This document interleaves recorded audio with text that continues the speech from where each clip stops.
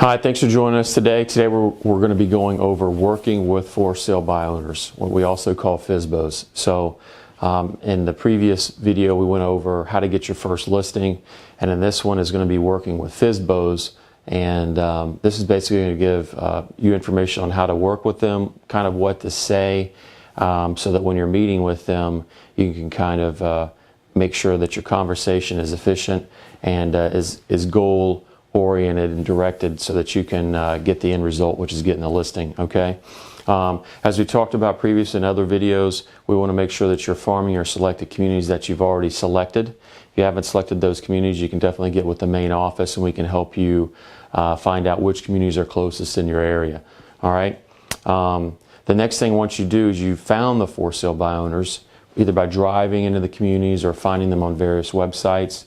What you're going to want to do is call those for sale by owners, and you're going to want to set up an appointment to view those homes. Okay.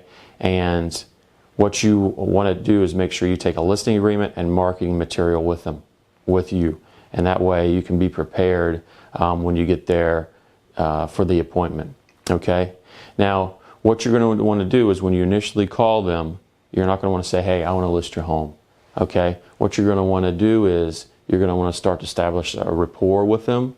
And the way that you're going to do that is you're going to say, hey, listen, I'm Scott. I'm giving you a call because I have buyers in the area and that are looking for homes. It's very possible that this home could work for them, and I'd be interested in coming and taking a preview up to see if it would work.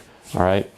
Typically, when that happens, the sellers are going to be open for you to come look at their home. Number one, it's not costing them anything, and it's possible they could sell the home, and they could everybody could be happy. So the key is going to be definitely don't ask for a listing on the phone right out of the gate. You want to say, hey, listen, I've got buyers I'm working with.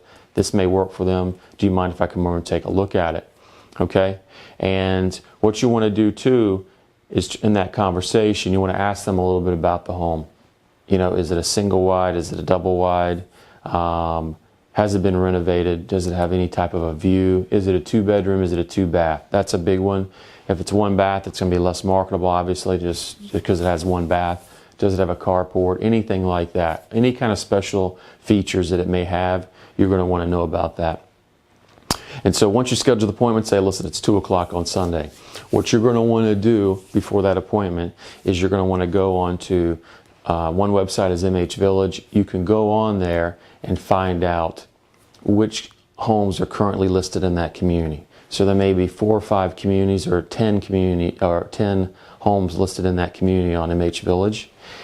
And that way you can go through and get an idea of what the range of prices are in that community, or what you think based on what the conversation was on the phone, what it may be worth. So for instance, if it's a 2-2, if the home you're going to go look at on Sunday at 2 o'clock is a 2-2, if it's been totally renovated, brand new kitchen, and it's it's a double wide, and then square footage might be around 1,200 square feet or something like that. So if you go in MH Village, you find a home that's similar in that same community, priced at $20,000, and the difference is a view. You have a lake view, they don't have a lake view. You would price that above that home, okay?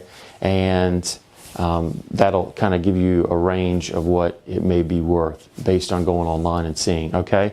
You want to kind of do that beforehand, because what's going to happen in a listing appointment, they may ask you right out of the gate, they may say, listen, what do you think it's worth? And so by that time, you've already done some homework, and you said, listen, there are 8 homes right now listed in your community. They're priced at about this. I think yours is comparable to this, and it's actually a better view. So I think you should be marketing in this price range. Okay. So that way they're like, wow, this guy's done his homework already, so that's going to be key. The other thing too is once you get there at 2 o'clock on Sunday, whatever your scheduled time is to view that home, you're going to want to, again, establish a rapport. They are buying you. They're not buying Sun Realty. That's only one part of it. But the most important thing is buying you. You want to make sure that you're dressed professionally, that you've got your A game on. You look great, you're talking great, you're professional, and so just keep that in mind, that they are buying you. They're just not buying the service to sell their home. That's the key. All right. And when you're there, what you're going to want to do is ask informative questions. You're going to want to take an interest in the person or in the couple that you're meeting with to sell that home.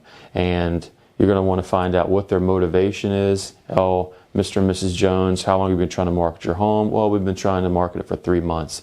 Oh, have you had any interest in the home or any showings? Well, we've had 1 or 2 people. Another great question is, well, currently where are you marketing your home? Oh, we're marketing it on, we're just putting up a sign in front of the house. Okay. And have you had any traffic? That's another great question. I think I mentioned that before. So you can ask these questions to start to build a rapport. And you also want to make a connection with those individuals. So for instance, it's very possible you may have grandchildren. Do you have any grandchildren? Oh, yes. You might see photos or something laid out, and maybe you've got grandchildren. Another good thing is where you're from. Some people are, Chicago, maybe you're from there. So if you can establish a relationship with them, there's going to be more of a connection because they are buying you, like I said before. So that's going to be crucial. All right. The other thing too is you're always want to remember is make sure that you ask for the listing. All right. So when you establish the rapport, you looked at the home, it's in great condition. I've had some agents go in and they've had a long conversation with the people that they're meeting with. In the beginning, they said, listen, I'm not interested in listing the home. And then at the end of the conversation, the people have listed the home with the salesperson. And that's because they feel comfortable with them. And they're motivated to sell the home. And so that's what we're there to do. And it doesn't cost them anything unless we do sell the home. So that's huge. It doesn't cost them $1. All right. So just make sure that you ask for the listing. Tell them, hey, listen, I definitely would love to help you sell your home. And if they don't sign up then, definitely keep those people, what I call a pipeline, to call back. So you know what? Give them a call in another week. Give them a call in 2 weeks. You want to follow up on a regular basis with them because they're going to sell their home. Most likely they're going to be listing it with someone. Okay?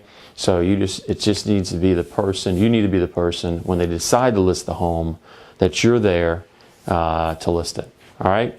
If you guys have any more questions about this, feel free to call the office. Appreciate it. And also make sure that you watch our other videos online on our YouTube channel.